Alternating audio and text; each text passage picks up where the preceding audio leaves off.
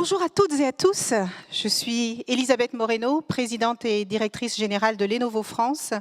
Lenovo est une multinationale d'origine chinoise qui est spécialisée dans les technologies du numérique et nous sommes le deuxième constructeur mondial des ordinateurs personnels et professionnels et je suis ravie d'être avec vous ce soir. Et moi, je m'appelle Gaëlle et j'ai fondé une start-up qui s'appelle Olibi. Chez Olibi, notre mission, c'est de donner aux citadins les clés pour vivre pleinement par le sport et par le bien-être. Aujourd'hui, ça se matérialise par la possibilité de réserver en 2 clics un cours de pilates, de yoga ou de méditation chez soi, dans son quartier ou dans son entreprise. On a un peu parlé, Elisabeth, tu as une vie assez incroyable. Le verbe qui nous réunit aujourd'hui, c'est oser. Alors raconte-nous un peu comment toi, tu as osé passer de défendre la veuve et l'orphelin à présidente de Lenovo France en passant par le bâtiment. Alors c'est sûr que quand on regarde mon parcours et sa diversité, il surprend. Il surprend, mais quand je vais vous le raconter, vous allez avoir la confirmation que dans la vie, tout est possible dès lors qu'on surmonte nos peurs et qu'on ose poursuivre nos rêves. Ça, c'est la première chose. Et la deuxième chose, c'est qu'on ne contrôle pas toujours les événements que la vie nous envoie, mais ce que nous en faisons, c'est 100% de notre responsabilité. Donc, les possibles et la responsabilité que nous avons de ce que nous allons en faire. Alors c'est vrai que j'ai commencé par faire des études de droit parce que la justice est quelque chose qui me tient très à cœur et je voulais être avocate pour défendre les plus faibles. Et puis lorsqu'en licence, j'ai fait mon premier stage dans un cabinet d'avocats, j'ai réalisé que je m'étais trompée de voie. Parce que ce que fait l'avocat, c'est présenter un dossier, défendre une partie, donc forcément il y a une autre partie qui va défendre de son côté, et c'est pas vraiment l'avocat qui dit la loi, c'est le juge. À ce moment-là, je venais de me marier, je n'avais pas la possibilité de reprendre mes études pour devenir magistrate, et mon mari me propose de monter une entreprise donc dans le bâtiment parce que lui était expert dans l'isolation thermique. Et puis avec mes fondamentaux du droit, on était très complémentaires. Donc nous voilà lancés dans l'aventure entrepreneuriale. Nous créons notre petite entreprise à 3. Et puis au bout de 7 ans, nous sommes 30. L'entreprise fleurit et le couple périt. Première leçon, ne travaillez pas en couple si possible. Et alors, à ce moment-là, il a la garde de l'entreprise et moi, j'ai la garde de ma fille. Et je me retrouve donc sur le marché de l'emploi et en discutant avec une amie, elle me parle de France Télécom qui vient de s'ouvrir à la concurrence et qui cherche des talents de l'extérieur, du monde privé pour venir compléter leurs ressources fonctionnaires. Bon. J'arrive chez France Télécom, première aventure dans un grand groupe, ça a été juste fabuleux, ça a plutôt bien fonctionné, j'ai appris, j'ai travaillé, je ne connaissais rien du monde des télécoms, j'ai beaucoup travaillé et puis ça a marché. Je m'occupais des PME, PMI, parce que j'avais l'expérience des PME et puis ça a tellement bien marché qu'un jour, Dell frappe à ma porte. Ce que je connaissais de l'informatique à l'époque, c'était Word et Excel. Donc, je vous laisse imaginer un nouveau monde. Mais surtout, j'étais intéressée par travailler dans un grand groupe américain. J'arrive chez Dell, pas d'ascenseur social, qu'on soit bien d'accord. J'ai pris les escaliers et je les ai montés marche après marche. J'ai commencé en tant que sales manager pour des grands comptes nationaux. Et puis, j'ai fini patronne des grands comptes internationaux pour la région Europe, Moyen-Orient et Afrique. C'est pas fini. Et puis, après avoir travaillé pour un grand groupe français, un grand groupe américain, les Chinois sont... J'aime bien dire les Chinois parce que comme ça fait une vraie différence entre les trois. Mais un grand groupe asiatique avec des valeurs entrepreneuriales que j'aime beaucoup parce qu'on a beaucoup parlé d'intrapreneurial et moi, je suis une entrepreneuse dans l'âme. Et Lenovo est une multinationale, mais qui a gardé une très forte empreinte de start-up, et donc elle continue d'innover tous les jours, des valeurs d'innovation, d'entrepreneuriat, de diversité qui me touchaient beaucoup. Et puis je complétais comme ça mon profil international. Et puis voilà comment je suis devenue présidente de Lenovo France. Mais bon, on a assez parlé de moi. On a finalement, il y a quelque chose qui m'a beaucoup plu lorsqu'on s'est rencontrés et je voudrais que tu expliques à tout le monde comment une jeune femme brillante qui travaille dans une multinationale connue et reconnue, qui a le vent en poupe et à qui on vient de proposer une promotion pour devenir directrice du digital, ose tout abandonner pour se lancer dans le yoga. Effectivement, ça peut paraître un peu paradoxal. Mais oui, moi j'ai travaillé 10 ans chez Philips aux Pays-Bas et en France avant de lancer Olibi, donc je suis un peu une vieille entrepreneuse. Et ça a été 10 années globalement que j'ai adoré. J'avais un environnement de travail très stimulant, international, je voyageais, je manageais une équipe, j'avais des collègues qui pour la plupart étaient devenus des amis. Au bureau, c'était sympa, c'était grand, lumineux, on avait une salle de sport, une conciergerie. Et pour ne rien gâcher, j'étais plutôt bien payée. Alors, qu'est-ce qui a fait que j'ai quitté cette vie confortable de salarié pour lancer Olibi, pour travailler 12 heures par jour, quasiment 7 jours sur 7, et toute seule en plus, au départ, cloîtrée chez moi? Et ben, c'est parce que quel lapsus, chez Philips, j'ai eu l'occasion de mener un certain nombre de projets d'intrapreneuriat. Et l'intrapreneuriat, c'est l'entrepreneuriat, mais au sein de son entreprise. Et durant ces projets, en fait, j'ai eu le goût, ça m'a donné le goût de l'exploration, ça m'a donné le goût de travailler avec des gens d'horizons différents, ça m'a donné le goût de toucher à des sujets que je ne maîtrisais absolument pas au départ, et surtout, ça m'a donné le goût des décisions très rapides, ce qui était rarement le cas chez Philips, je vous l'avoue. Mais aujourd'hui, c'est beaucoup le cas chez Olibi. Enfin bref, je me suis sentie tellement vivante que j'ai eu envie de sauter le pas et de créer ma propre entreprise. Et mon histoire, c'est aussi la preuve que l'innovation et les technologies permettent de créer des nouveaux business. Pour Olibi, on n'aurait jamais pu réinventer la façon de faire du sport dans son quartier si on n'avait pas développé un site et une app. Mais toi, Elisabeth, tu travailles chez Lenovo, donc les technologies et l'innovation, ça te parle?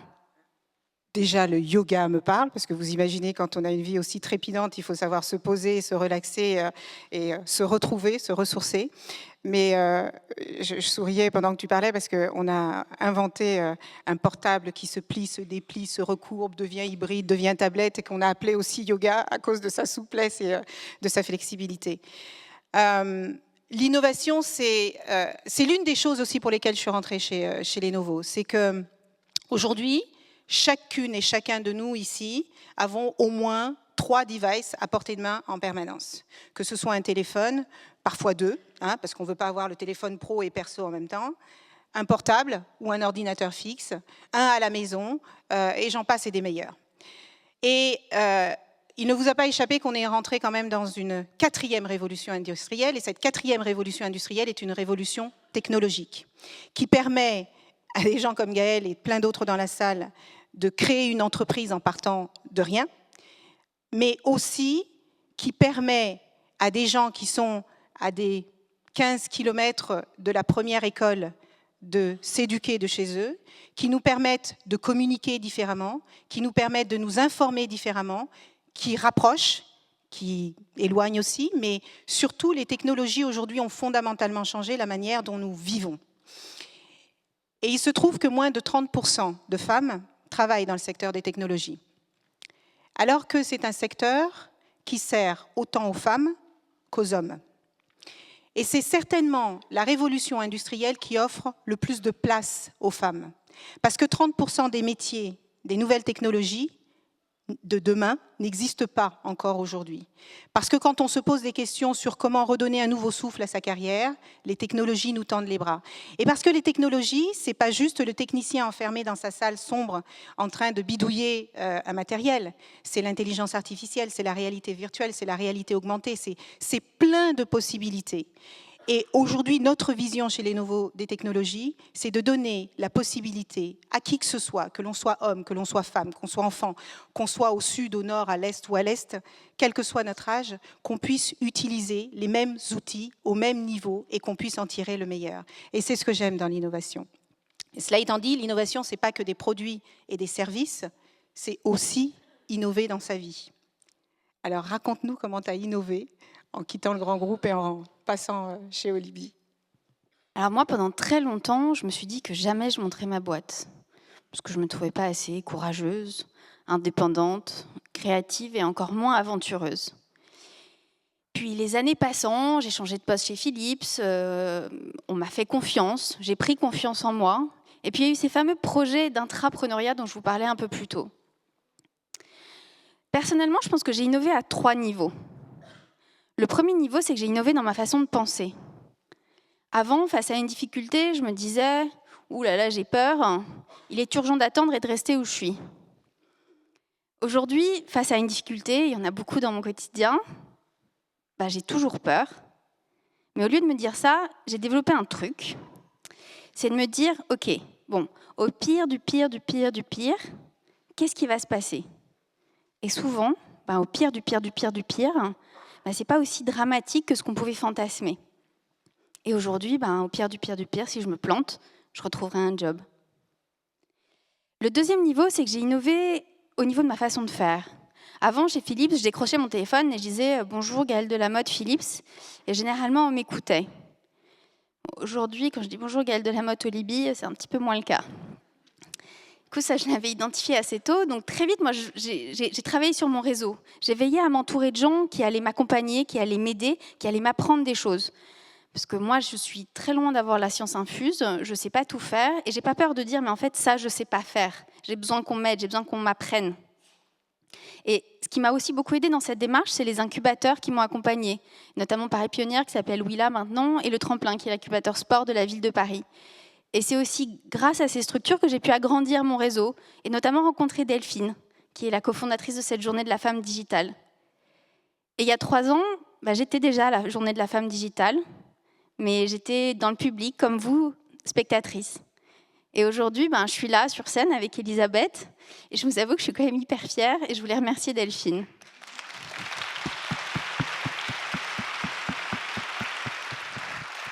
Merci. Et le troisième niveau, c'est que j'ai innové au niveau de ma façon d'avancer. Quand on a une start-up, en fait, on est sur des sables mouvants en permanence. On est tout le temps dans le flou, on n'a pas d'historique, on ne sait pas trop à quoi se raccrocher. Du coup, je fais beaucoup plus confiance à mon instinct. Et aujourd'hui, par exemple, ça peut m'arriver de refuser un partenariat qui serait sans doute bon pour le business, mais j'écoute ma petite voix intérieure qui me dit « Non, ça, c'est pas une bonne idée sur le moyen terme ». Et du coup, je refuse. Et c'est ça aussi la liberté d'être entrepreneur. En tout cas, toi, tu m'inspires et tu m'impressionnes, Elisabeth, et je suis sûre que je ne suis pas la seule ici. Ça a l'air tellement simple d'oser et d'innover quand, comme toi, on a autant confiance en soi. Est-ce que ça a toujours été le cas ? Alors, quand tu dis ça, je me revois dans une salle de réunion, quelqu'un qui pose une question et mon cerveau dit à mon bras gauche « Lève-toi et réponds ». Et non, impossible. Et je sors de la réunion et je m'en veux parce qu'il y a un homme qui, lui, n'a pas eu besoin de lever le bras. Il a juste dit ce que je voulais dire et tout le monde l'a applaudi. Et dans ces moments-là, je peux te dire que tu ne crois pas que tu as confiance en toi.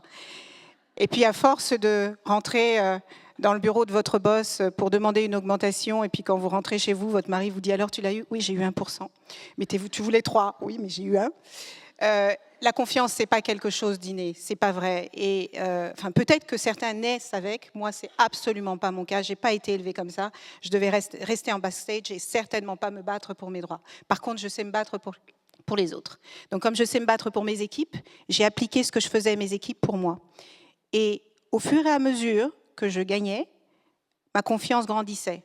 Et donc, du coup, je prenais des projets un peu plus gros. Et j'ai réalisé quelque chose, c'est que plus j'osais, plus mes enfants osaient. Plus j'osais, plus mes équipes osaient. Plus mes équipes osaient, plus on leur faisait confiance. Et si on n'est pas inspiré pour oser pour nous, il faut oser inspirer les autres en osant pour leur montrer que c'est possible.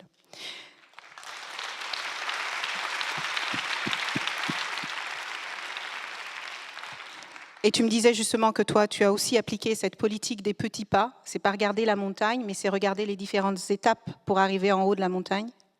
Effectivement, moi j'essaye, le chemin est long, donc j'essaye de l'apprécier jour après jour et de bien regarder le paysage. Et effectivement, moi j'ai besoin d'aller à mon rythme et j'ai besoin de digérer certaines étapes avant de passer à la suivante. Alors parfois, certes, ça me ralentit, mais c'est ma façon de faire et bon, je l'ai accepté. Et moi, j'aime bien faire avant de faire. Et par exemple, au début d'Olibi, moi, je n'avais pas d'associé technique, ce qu'on appelle un CTO. Et je ne voulais pas mettre 30 000 € dans une agence ou avec un freelance pour me développer un site ou une app, alors que je ne savais même pas si mon idée avait un peu de traction et s'il y avait un business derrière. Donc, je me suis débrouillée en fait, pour faire un site et une app toute seule. Je ne savais pas coder, je ne sais toujours pas coder, mais il y a plein de solutions aujourd'hui disponibles si on est un peu curieux et qu'on cherche.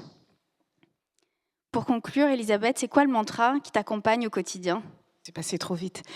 Alors, moi, j'ai un mantra que j'aime énormément et qui m'aide à relever la tête quand les marches me paraissent trop hautes.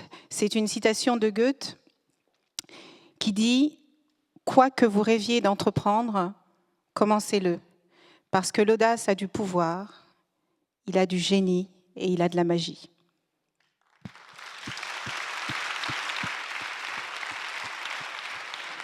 Et j'aime beaucoup le tien, sur la vie. Et moi, c'est une citation d'Oscar Wilde qui dit que vivre est la chose la plus rare au monde. La plupart des gens se contentent d'exister. Et j'ai envie de vous laisser avec ça, c'est oser, allez-y, parce qu'au pire du pire du pire, en fait, tout va bien se passer. Merci.